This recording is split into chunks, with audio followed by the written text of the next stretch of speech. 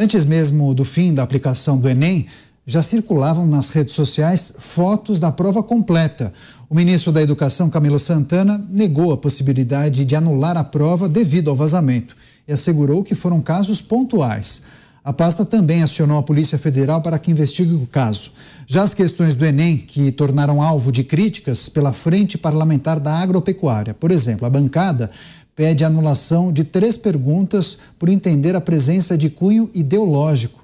Em uma delas, o agronegócio no Cerrado é tratado como superexplorador, quem promove chuva de veneno, entre outras coisas. A Frente Parlamentar da Agropecuária afirma que as questões não têm critério científico ou acadêmico e que aguarda posicionamento urgente do governo federal. Giro com os nossos analistas. Brasília, José Maria Trindade. Zé, tem 2 aspectos importantes aí, né? Um, da segurança. Possibilidade de vazamento da prova, inclusive Polícia Federal já investiga os indícios que apareceram nas redes sociais. E o outro, a possibilidade de uso político da prova. A gente já tratou disso em outras ocasiões, em outros anos. Questões com aparente viés ideológico, pelo menos segundo a Frente Parlamentar do Agronegócio, né, Zé? Todo mundo reclama. Veja bem, há uma cultura de Enem no Brasil. Já conversei com vários professores que dizem o seguinte, são os preparadores, né, para os alunos do Enem, e dizem que falam claramente, olha, eu acho que essa resposta seria assim, mas se você fizer assim, vai perder ponto, porque a ideia do Enem, ela é exatamente com viés de esquerda, e isso se reflete muito na área subjetiva, que é a redação. Então, há, por incrível que pareça, um treinamento nesses cursinhos de como responder o Enem. E conversei com vários alunos que dizem o seguinte, eu sei perfeitamente o que estou fazendo. Quando eu sentar para escrever uma prova para o Enem, eu vou escrever de um jeito que eu não penso, mas eu sei que é assim. Veja como está complexo esse processo. Eu devo te dizer que eu gosto da ideia do Enem. O Enem democratizou a entrada nas universidades para o Brasil, né? Antigamente uma pessoa do interior, lá do interior de Minas Gerais, lá do Vale de Jequitinhonha e de várias regiões do Nordeste, não tinha absolutamente chances e dinheiro para ir à USP, não tinha dinheiro para vir aqui para o UNB. Agora não. Ele faz o Enem lá na sua cidade, estuda, faz o Enem e tem chance igual com quem mora aqui na Asa Norte, ao lado da UNB, por exemplo. Então eu gosto. E gosto também do método. Essa teoria da resposta ao item é muito interessante, porque você pode fazer qualquer prova em qualquer momento e o resultado será sempre o mesmo, porque ela avalia conhecimento e não avalia a resposta, né? Então é uma teoria importante. Agora, o que acontece? Como é feito esse processo? Vários professores, e eu fui lá verificar exatamente como é feito, conversei com 3 professores que fazem os itens, né? E há um banco de questões. Os professores elaboram várias questões, né? E esse banco de questões está lá. Então, se fizer montar várias provas para o Enem, uma pessoa fazendo qualquer dia, agora vai ter outra prova para quem perdeu por impossibilidade de clima ou mesmo qualquer agente adverso, né? Vai fazer outra e vai obter o mesmo resposta. É bom. Agora, esse banco é que é esquisito. Como pode criar essa cultura de resposta para o Enem e você tem a certeza de que a resposta não é a correta? Por outro lado, as questões são muito subjetivas. Nesse caso específico, Daniel, que você citou, né? 3 deputados já me disseram que vão convocar o ministro Camilo para explicar no Congresso Nacional esta estrutura esquisita do Enem, para explicar o que está acontecendo. Por exemplo, não é só a Frente Parlamentar da Agricultura que está questionando exatamente esta divisão. Lá a questão coloca de uma divisão entre o setor agropecuário de exportação e o setor agrícola brasileiro. Olha, são os mesmos agentes. Não se pode dividir. E não é veneno, é defensivos agrícolas. Isso possibilitou o aumento da produtividade. Esses defensivos agora estão cada vez mais modernos e são necessários. E mais, é preciso de uma vez por todas ensinar a esses professores do banco de questões do Enem de que o Brasil não desmata Amazonas para plantar soja. Isso não existe. Não existe essa cultura da soja. O que existe é o agronegócio que responde pela principal economia do país. É isso, a gente segue com as análises dos nossos comentaristas. O Dantas, inclusive, aproveitou uma questão que envolvia o Enem, publicou um vídeo em sua rede social, ele vai contar para a gente naturalmente. Dantas, indício de vazamento, questões com ataques ao agronegócio, mas teve quem fosse elogiado também nas questões do Enem, Paulo Freire, um educador muito conhecido, inclusive, pelos progressistas, né? Olha, Daniel, você mencionou aí, eu queria até ver se a produção, Felipe, se puder colocar o vídeo do Caetano, só para abrir esta avaliação do Enem, você tem aí o Caetano avaliando uma questão que se remete a duas canções dele. E nem ele consegue responder a questão. A interpretação é feita por aqueles que formularam a prova e estão descoladas daquilo que o próprio autor, né, o compositor, quis colocar na sua canção. Eu acho que isso demonstra claramente que tem alguma coisa muito errada neste modelo. Né? O Zé Maria aqui citou, né, todo o processo que é feito, o edital que é publicado para a convocação, inclusive, de acadêmicos, de pesquisadores que colaboram com as questões, e isso faz parte de um banco depois que vamos dizer assim, fazem uma seleção, tem uma revisão sobre aquilo, enfim, é um processo que deveria ser técnico, o resultado final deveria ser absolutamente técnico, e o que se tem não, o que se tem vamos dizer assim, um panfleto, né? Boa parte das questões, elas reproduzem essas bandeiras woke, né? Que inclusive conseguem surpreender até o esquerdista raiz, como o Caetano, e que se desprendem, se desconectam da realidade. Isso é muito grave, porque isso dá vamos dizer assim, uma visão de como essa cultura woke, como essas bandeiras identitárias, elas impregnaram a academia, impregnaram as universidades.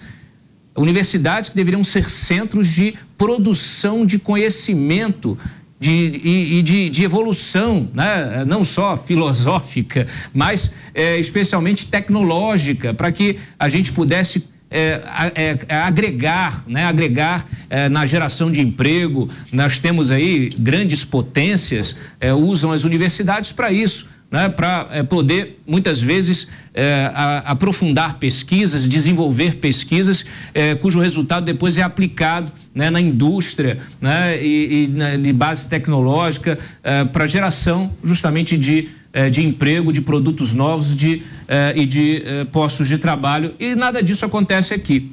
Aqui a gente tem um descolamento total, as academias sendo utilizadas, as universidades sendo utilizadas para militância política, e o resultado é isso, é um Enem que, inclusive, essa questão, uma das questões que está provocando maior polêmica, a questão envolvendo o agronegócio, ela é baseada numa publicação que não é científica, uma publicação até meio que negacionista, porque trabalha ali a tese se remete até a escritores russos, a Marx, etc., e ela constrói a ideia de um camponês idílico, aquele camponês, aquele lavrador, né, que não pode pode evoluir do ponto de vista. Tá aí o Caetano. Caetano, né? De pijama. Caetano de pijama. É isso. Não tem áudio, só para ilustrar, esse vídeo foi publicado nas redes, não tem áudio, mas é só para a gente observar esse vídeo que circula nas redes sociais, em que o cantor e compositor Daniel Caetano não consegue responder a questão do Enem, inclusive baseada na música dele. Dantas, você quer complementar? Acho que o Zé também tem um complemento. Só queria concluir essa questão do agro, porque esta publicação que foi utilizada como parâmetro para a elaboração da questão, ela critica de forma veemente a Embrapa, por exemplo, que é o nosso centro de pesquisa que que trouxe justamente o agronegócio e a agricultura, a pecuária para o século XXI, né? Que faz com que o nosso agro seja um dos mais desenvolvidos do planeta. Critica, por exemplo, a política do biodiesel que foi implementada pelo próprio Lula em 2004. Então, assim, é um negócio que realmente subverte a realidade e olha para o passado. E é preciso investigar isso direitinho, assim como é preciso investigar esses constantes vazamentos, né, de provas do Enem. Antes de passar para o Mota e para o Beraldo, você, Zé? Rapidinho. Só para dizer o seguinte, para ter uma certeza do que o Dantas falou, de que esse banco está contaminado, essas questões foram elaboradas no governo Bolsonaro. Eu tive o cuidado de olhar lá, tudo de 2020 e 2021, todas as citações de internet, ou seja, o problema está nesse núcleo de formação dessas questões.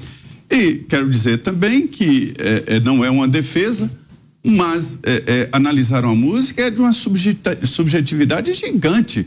O autor da música perde completamente o sentido dela, cada um entende uma arte. Fica muito difícil colocar uma música do Caetano e perguntar algo objetivo sobre uma música. Não se trata de uma matéria que tem lead, sublead, corpo e conclusão, mas uma música é subjetiva. Então não dá para cobrar isso de um aluno, porque vai dar errado. O Caetano, ele cria a opção, né? Todas as respostas acima, porque para ele... Um exemplo, aquela música, eu quero você como eu quero, todo mundo acha, eu quero você como eu quero demais, e não é.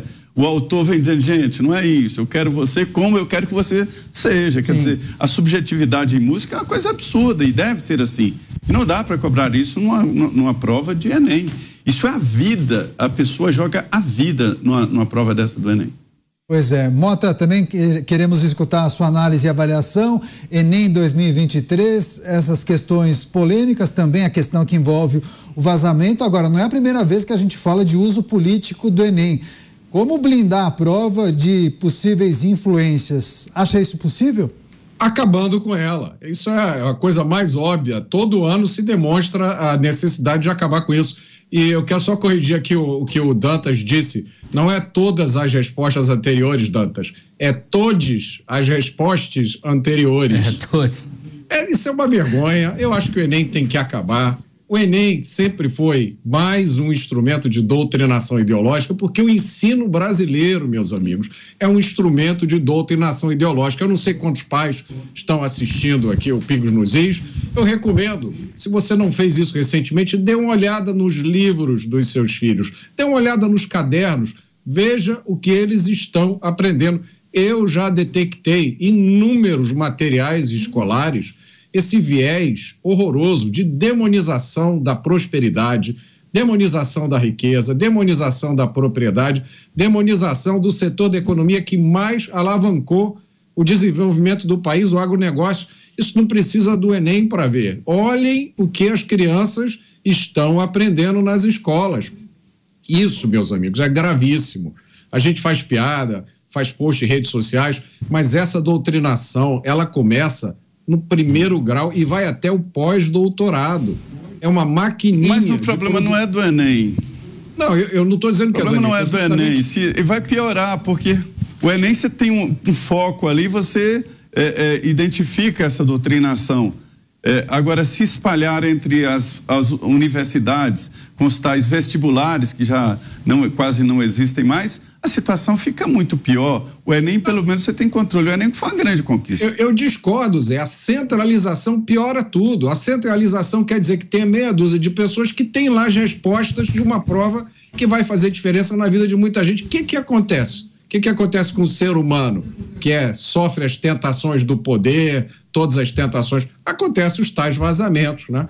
Agora, como eu estava dizendo, essa doutrinação, ela está no nosso ensino todo. O que ela produz? Revolta vazia. A gente está vendo as imagens dos adolescentes comunistas que vão para a rua apoiar o Hamas. De onde é que veio isso? Isso é do ensino. É das coisas que eles aprendem todos os dias. Eles aprendem, você tem que ser radical, você tem que se revoltar contra o capitalismo, que é o sistema que mais tirou pessoas da pobreza da história da humanidade. Eles aprendem a se revoltar contra isso.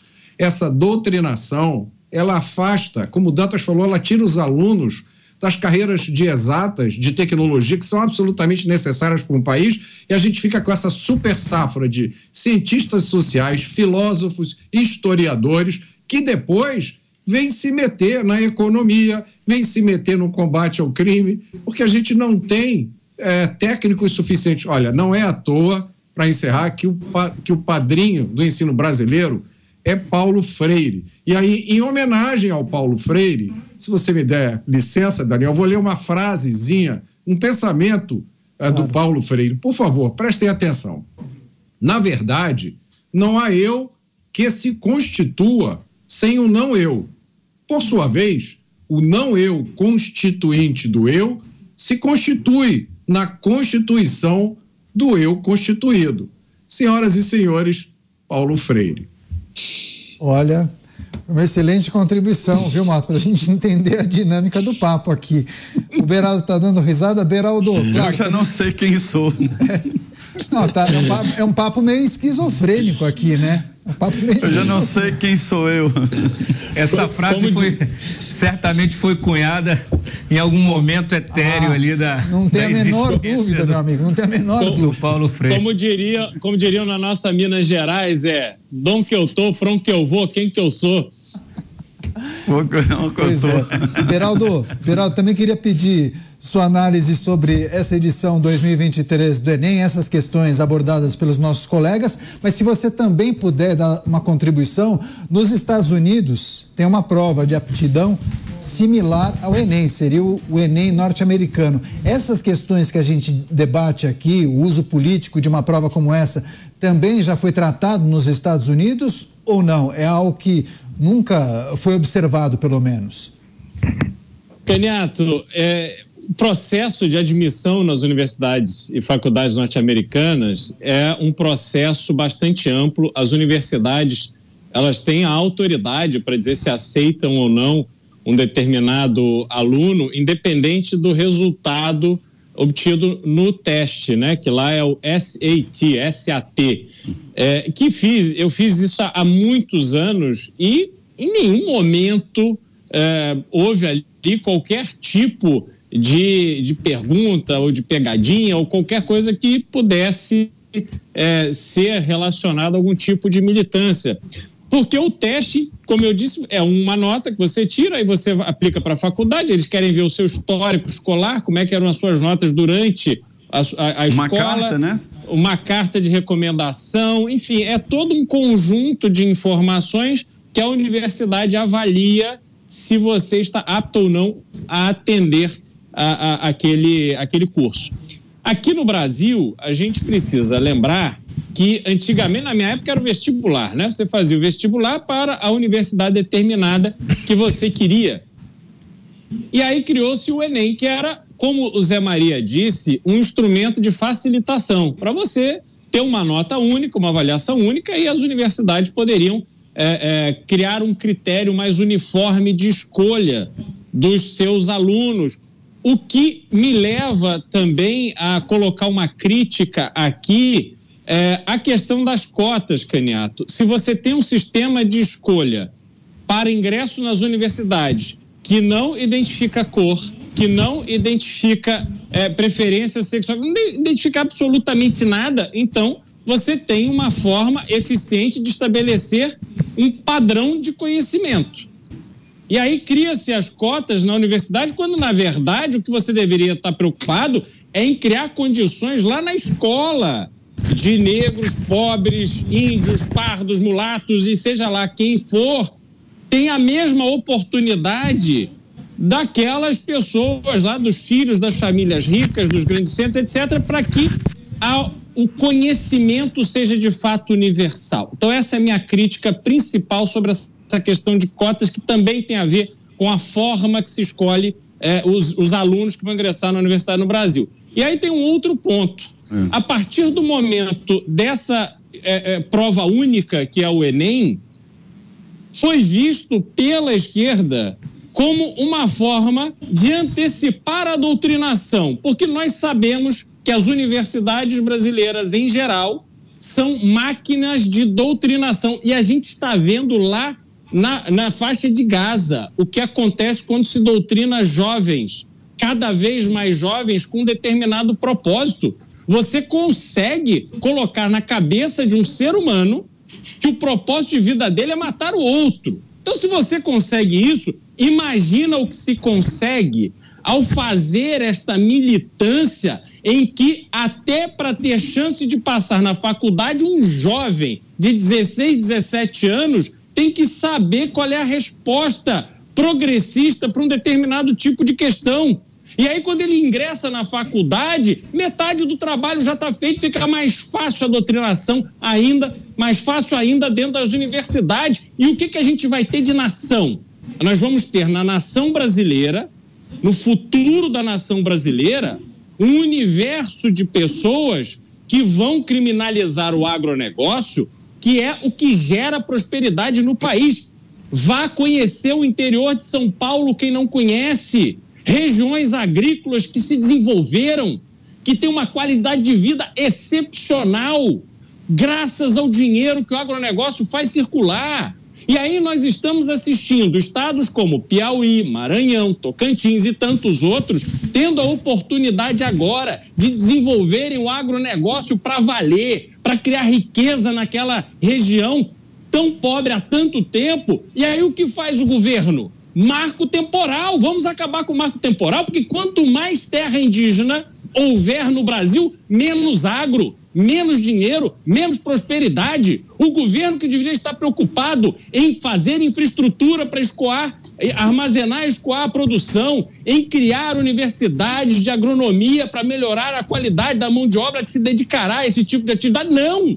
Quer boicotar e começa boicotando já desde a escola, passando pelo Enem, depois durante toda a faculdade. Nós nos sabotamos de forma permanente. O Brasil quer ser condenado pela esquerda ao atraso. Essas pessoas, os jovens, parece que não podem ter a oportunidade de prosperidade. Isso é o sinal de como estamos doentes como sociedade, como a gente está caminhando para o lugar errado, porque poderíamos estar muito melhor do que estamos. Mas há um grupo, um pensamento político retrógrado, que só pensa nos seus próprios interesses, que não nos deixa avançar. O Beraldo tocou em alguns pontos importantes, eu sei que todos têm contribuições a dar. Vamos fazer mais um giro rápido. Zé Maria. Olha, em primeiro lugar, sobre o processo norte-americano. Eu tenho uma certa ressalva, porque ele não dá chances quem já fez o ensino, o college, né? E há muito tempo quer fazer outro, aí complica, é difícil, né? Você tem que pegar o embalo e apresentar essa carta com pedido, e os donos das faculdades, os diretores, têm autonomia. Aí é que mora a diferença. É porque nos Estados Unidos a reputação é um ponto importantíssimo. Ao escolher o aluno, o pessoal da faculdade está entendendo que está colocando em jogo a reputação da faculdade. E ali é uma escolha, sim. Alguém que joga basquete bem, futebol bem, dá prioridade para mesclar a convivência na faculdade. Mas é o objetivo. Aqui no Brasil, se deixar diretor de faculdade fazer isso, ele vai vender vaga, vai chamar o filho do amigo, e lá a história é completamente outra. Agora, com relação ao Enem, ele é importante que centralize. Isso sempre existiu nas faculdades e ninguém sabia. Nas histórias dos vestibulares antigos, ultrapassados, que ninguém sabia.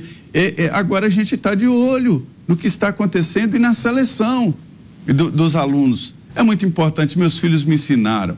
É abissal a diferença de um aluno que sai de uma universidade pública, porque a seleção de alunos para uma universidade pública é muito maior. Vai para a universidade particular, que não passa. Na universidade pública, isso é lógico, né? Isso é normal, é assim a história. Então, assim, a seleção de alunos é que marca tudo. Então, vocês estão com razão quando se preocupam com o futuro do Brasil, principalmente por essa base aí, a formação. E o ex-ministro da Educação quase foi crucificado quando ele falou que o Brasil precisa de técnicos. Faculdade é importante, mas o Brasil precisa sim de técnicos.